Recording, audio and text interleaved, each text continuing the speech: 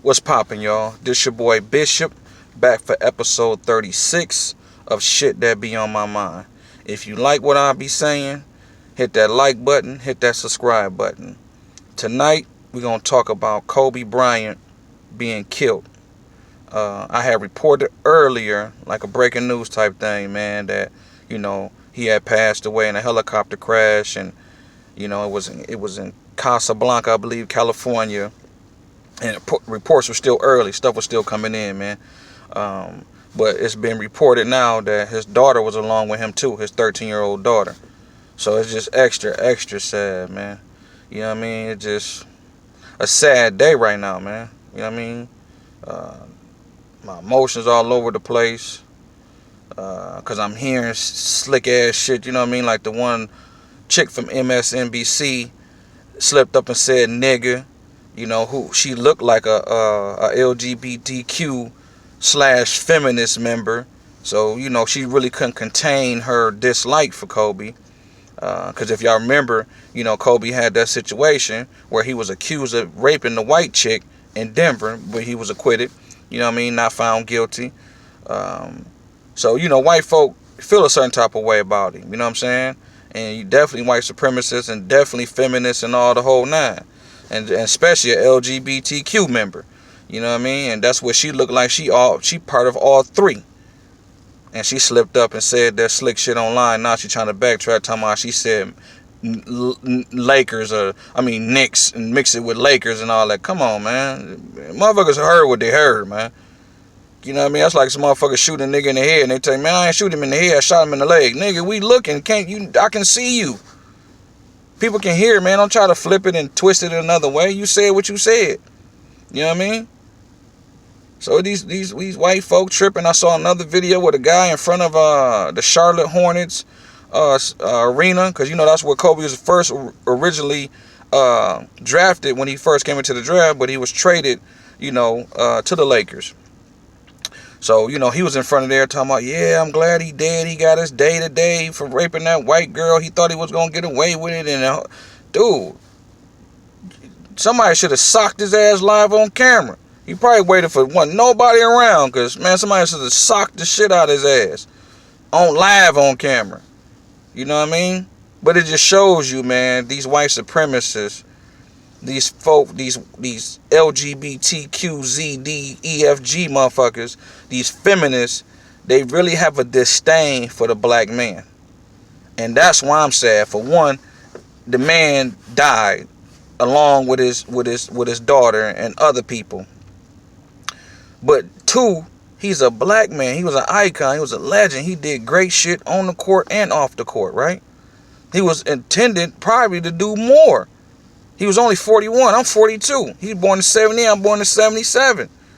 You know what I'm saying? So it's like, man, that man had a lot more life to live and a lot more to give, man.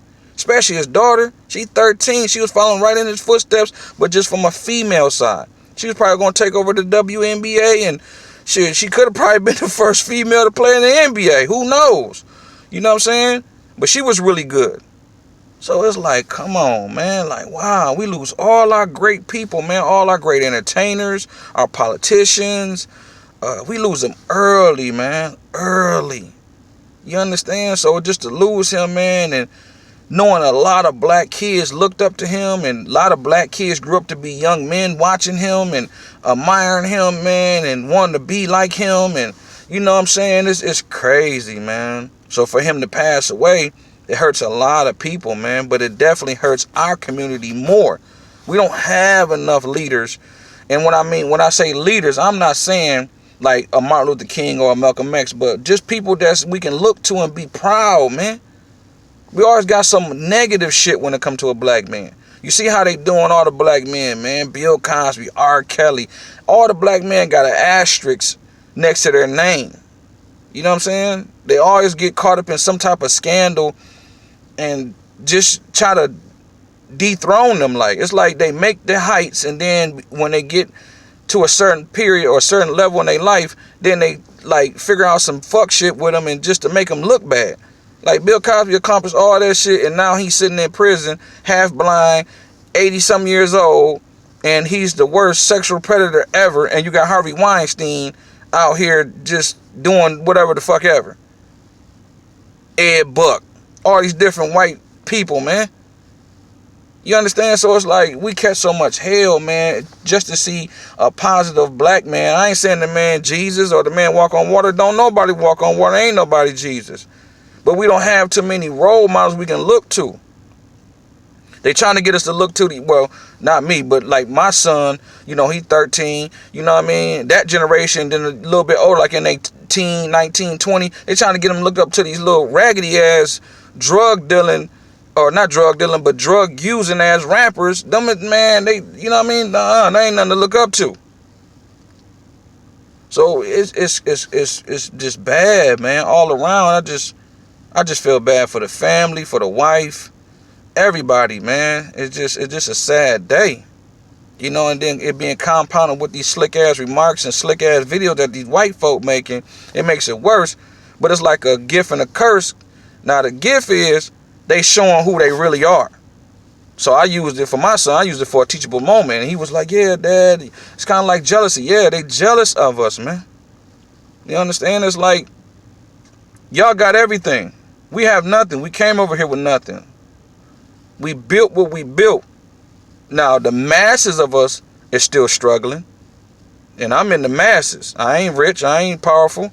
But my mind is.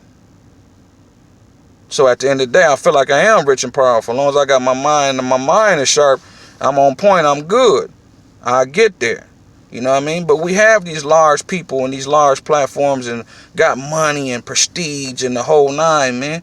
They like an extension of us. So Kobe Bryant to me is an extension of me. He's a black man. Like I said, he's 41, I'm 42. So him rising to the, you know, I can't be no Kobe, but just seeing him successful in something makes me feel like I can be successful in something. Same thing with the kids, the folk that's younger than me. So it's like we lose all our greats, man, before they time, man. Or they get caught up in some bullshit. Or go to jail or get killed or whatever, man. So it's just a sad day, man. And anybody that's listening to this, they can hear the sound of my voice, especially our black men and our black women, man. We got to come together. First, love yourself, love your family, but we got to love each other, man. We got to really come together. It's like I was going to do my show tonight on the Grammys because Puffy, you know, and all the stuff to go on, the CEO and her accusations about the Grammys being rigged and all that, and then Puff coming behind that and saying what he's saying when he accepted his Icon Award or whatnot. It just shows you, man, that these white folks something else, man, but we starting to rise because Puff did make some great points, and he was saying, you know, how we need to take control of the industry. Basically, we are the industry. If every black NFL player, every black NBA player, every entertainer, anything that we dominate in, if we decide to sit the fuck down and not fuck with it, they should have collapsed overnight. But what they use the division. They use the coons. You understand? Like Oprahs and Gales and people who think and act like them. The Lizzos. You understand? The Lonnie Loves. See, they keep them type of niggas around. You know? What's the other cat name, man? I can't think his name right now. He a talking head. You know what I'm saying? But they keep people like that around, man. You know what I'm saying? To keep us divided. And we can't really come together. We need to come together, man. Stop playing. Because as you see, life is short. Very, very short, man. So I'm going to leave it with this, man. Y'all just have a good night. Peace and blessings. Man, keep your head up. Just use this situation, man, and flip it into a positive. Go out and do positive things.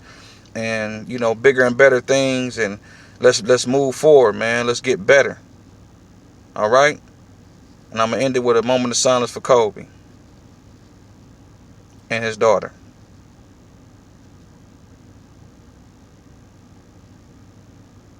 Peace.